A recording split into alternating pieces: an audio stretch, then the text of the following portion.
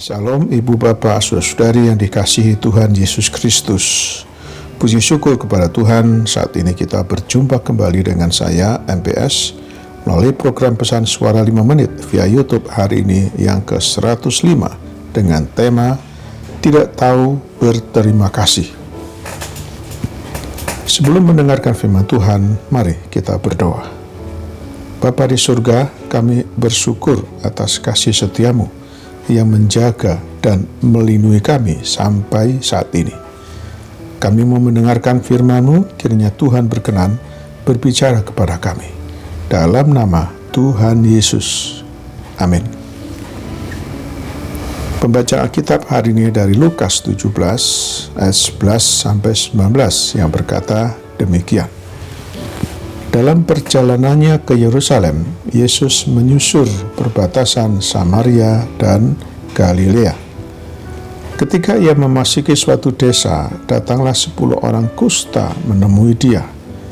Mereka tinggal berdiri agak jauh dan berteriak, "Yesus, Guru, kasihanilah kami." Lalu ia memandang mereka dan berkata, "Pergilah, perlihatkanlah dirimu kepada imam-imam." Dan sementara mereka di tengah jalan, mereka menjadi tahir.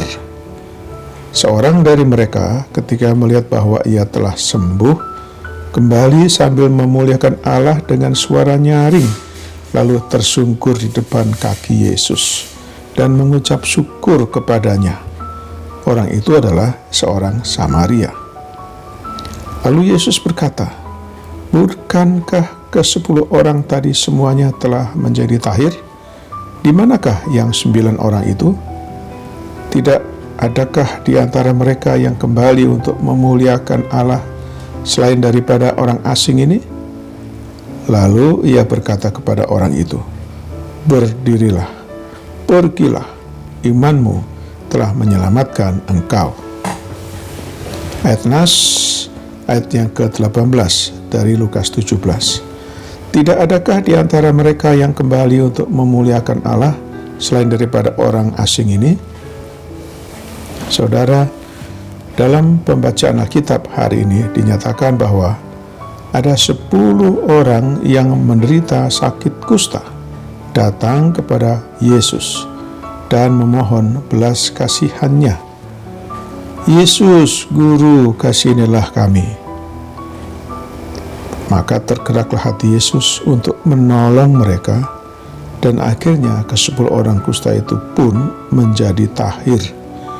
Dari 10 orang yang mengalami kesembuhan itu, ternyata hanya 1 orang saja, yaitu orang Samaria, yang tahu berterima kasih dan tersungkur di bawah kaki Yesus dengan penuh ucapan syukur.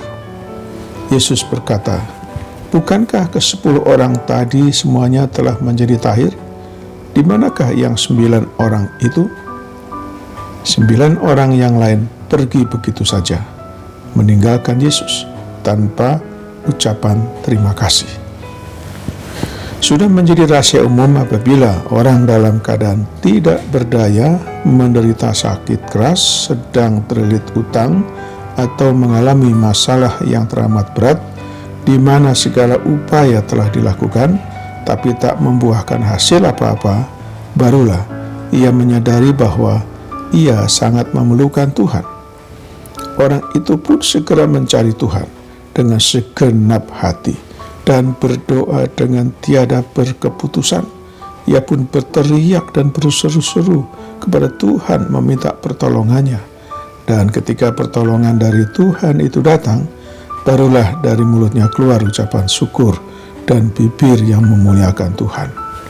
Perhatikan, ketika segala sesuatunya berjalan dengan baik dan tampak menyenangkan, kebanyakan orang lupa untuk mengucap syukur dan berterima kasih kepada Tuhan. Mereka menganggap bahwa semuanya adalah hal yang biasa. Bila mereka berhasil dan sukses, dianggapnya sebagai hasil usaha dan kerja kerasnya sendiri. Kita lupa bahwa di balik segala perkara yang terjadi, ada tangan Tuhan yang turut bekerja. Ada Tuhan yang menolong, ada Tuhan yang menopang, ada Tuhan yang menyertai, ada Tuhan yang memberi kekuatan dan kemampuan kepada kita. Tanpa Tuhan dan di luar Dia, kita ini bukanlah siapa-siapa dan tidak ada apa-apanya.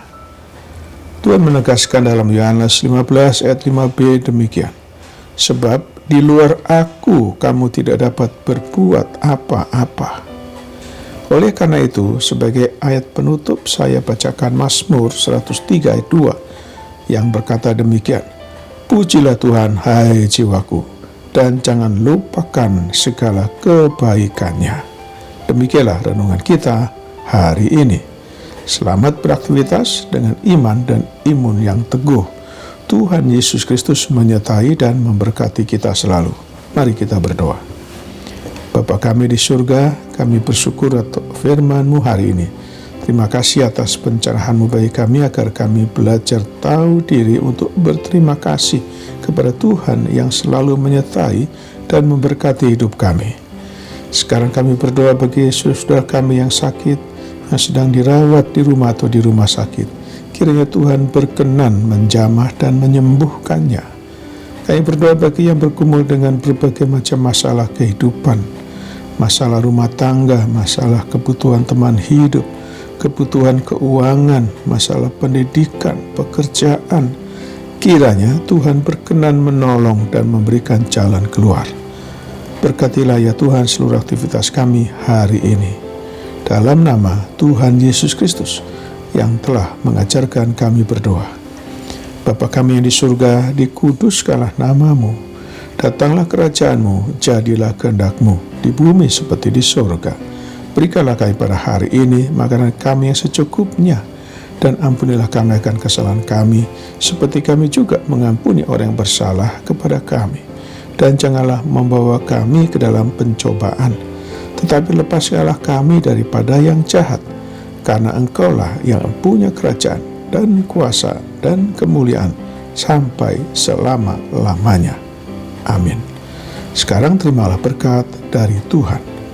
Tuhan memberkati engkau dan melindungi engkau. Tuhan menyinari engkau dengan wajah-Nya dan memberi engkau kasih karunia. Tuhan menghadapkan wajah-Nya kepadamu dan memberi engkau damai sejahtera. Berkat anugerah dari Bapa Surgawi, cinta kasih karunia Tuhan Yesus Kristus dalam persekutuan dan penghiburan dari Roh Kudus menyertai kita semua dari saat ini sampai selama-lamanya. Amin. Sampai jumpa.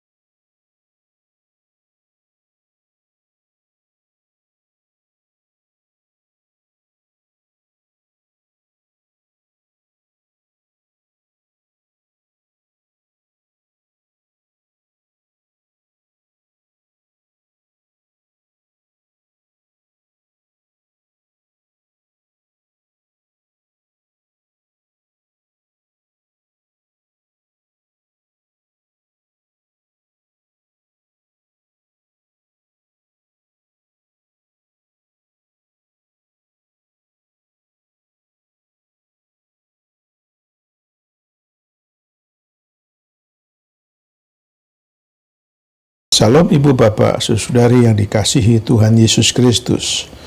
Puji syukur kepada Tuhan, saat ini kita berjumpa kembali dengan saya, MPS, melalui program pesan suara 5 menit via YouTube.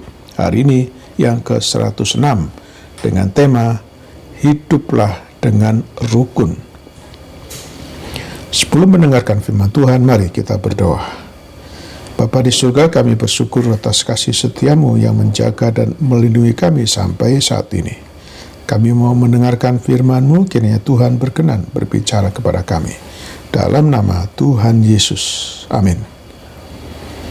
Pembacaan Alkitab hari ini dari Roma 15 ayat 1 sampai dengan ayat yang ke-7 yang berkata demikian. Kita yang kuat wajib menanggung kelemahan orang yang tidak kuat. Dan jangan kita mencari kesenangan kita sendiri. Setiap orang di antara kita harus mencari kesenangan sesama kita demi kebaikannya untuk membangunnya. Karena Kristus juga tidak mencari kesenangannya sendiri, tetapi seperti ada tertulis, kata-kata cercaan mereka yang mencerca engkau telah mengenai aku. Sebab segala sesuatu yang ditulis dahulu telah ditulis untuk menjadi pelajaran bagi kita, supaya kita teguh berpegang pada pengharapan oleh ketekunan dan penghiburan dari kitab suci. Semoga Allah yang adalah sumber ketekunan dan penghiburan mengaruniakan kerukunan kepada kamu, sesuai dengan kehendak Yesus Kristus, sehingga dengan satu hati dan satu suara kamu memuliakan Allah dan Bapa Tuhan kita, Yesus Kristus. Sebab itu terimalah satu akan yang lain, sama seperti Kristus juga telah menerima kita untuk kemuliaan Allah. Etnas ayat yang kelima dari Roma 15 demikian. Semoga Allah yang adalah sumber ketekunan dan penghiburan mengaruniakan kerukunan kepada kamu, sesuai dengan kehendak Kristus Yesus. Saudara yang dikasihi Tuhan, dalam kehidupan bermasyarakat, setiap orang harus hidup rukun satu sama yang lain. Itulah sebabnya di setiap lingkungan di mana kita tinggal, dibentuklah RT atau rukun tetangga dan RW, rukun warga. RT dan RW adalah satu bentuk organisasi masyarakat yang dibuat berdasarkan pembagian wilayah. Tujuan dibentuknya RT dan RW adalah untuk menumbuhkan kerukunan antar warga dalam lingkungan kecil. Mengapa kerukunan itu penting? Sebab bila setiap warga memiliki hubungan yang dekat, saling bekerja sama, dan saling tolong-menolong, terciptalah rasa tenang dan tentram. Dalam sila ketiga Pancasila, butir ke-6 juga ditegaskan tentang pentingnya sikap mengembangkan persatuan atas dasar Bhinneka Tunggal Ika. Ini berbicara tentang kerukunan hidup antar warga negara. Sekalipun kita memiliki latar belakang yang berbeda, ras, suku, agama, dan sebagainya. Tuhan pun tidak menghendaki orang percaya hidup dalam perpecahan dan perselisihan satu sama yang lain, karena kita semua adalah satu dalam keluarga di dalam Kristus, warga kerajaan surga. Karena itu kita harus menjaga kerukunan hidup antar umat Tuhan. Hal ini juga yang menjadi pokok doa Kristus kepada Bapa, supaya mereka semua menjadi satu, sama seperti Engkau ya Bapa di dalam aku dan aku di dalam Engkau, agar mereka juga di dalam kita. Tertulis dalam Yohanes 17 ayat 21. Alkitab secara jelas menyatakan bahwa kerukunan di antara jemaat Tuhan adalah sesuatu yang baik, indah, memiliki nilai istimewa di pemandangan mata Tuhan, sesuatu yang dapat menggetarkan hati Tuhan untuk bertindak menolong dan memberikan apa yang umatnya perlukan. Jika dua orang daripadamu di dunia ini sepakat meminta apapun juga, permintaannya mereka itu akan dikabulkan oleh Bapa-Ku yang di surga. Tertulis dalam Matius 18 ayat 19. Pemazmur mengungkapkan, sungguh alangkah indahnya dan baiknya apabila saudara-saudara diam bersama dengan rukun. Mazmur 133 ayat 1. Di mana jemaat Tuhan hidup dalam kerukunan dan kesatuan hati, maka kesanalah Tuhan memerintahkan berkat kehidupan untuk selama-lamanya. Tertulis dalam Mazmur 133 ayat 3b. Permusuhan, pertengkaran, pertikaian, kebencian, dan sakit hati di antara jemaat Tuhan hanya akan menghambat berkat-berkat Tuhan dicurahkan. Demikianlah renungan kita hari ini. Selamat beraktivitas dengan iman dan imun yang teguh. Tuhan Yesus Kristus menyertai dan memberkati kita selalu. Mari kita berdoa. Bapa kami di surga, kami bersyukur untuk firman-Mu hari ini. Terima kasih atas pencerahan-Mu bagi kami agar kami belajar hidup rukun antara suami dengan istri, anak dengan orang tua, anak dengan anak, saudara dengan saudara, bahkan dengan tetangga dan lingkungan di mana kami berada. Karena itu adalah kehendak-Mu ya Bapa. Sekarang kami berdoa bagi saudara-saudara kami yang sakit, kiranya Tuhan berkenan melawat mereka yang dirawat di rumah atau di rumah sakit. Kami berdoa bagi yang bergumul dengan berbagai macam masalah kehidupan, baik masalah rumah tangga, masalah kebutuhan teman hidup, masalah kebutuhan keuangan, masalah pendidikan dan pekerjaan. Kiranya Tuhan berkenan menolong dan memberikan jalan keluar. Berkatilah seluruh aktivitas kami hari ini ya Tuhan. Dalam nama Tuhan Yesus Kristus yang telah mengajarkan kami berdoa. Bapa kami di surga, dikuduskanlah nama-Mu. Datanglah kerajaan-Mu, jadilah kehendak-Mu di bumi seperti di surga. Berikanlah kami pada hari ini makanan kami yang secukupnya. Dan ampunilah kami akan kesalahan kami, seperti kami juga mengampuni orang bersalah kepada kami. Dan janganlah membawa kami ke dalam pencobaan, tetapi lepaskanlah kami daripada yang jahat. Karena Engkaulah yang punya kerajaan dan kuasa dan kemuliaan sampai selama-lamanya. Amin. Sekarang terimalah berkat dari Tuhan.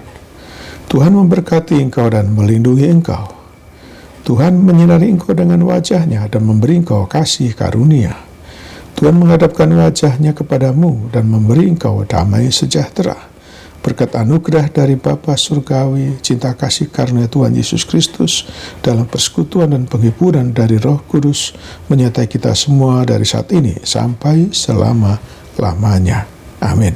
Sampai jumpa.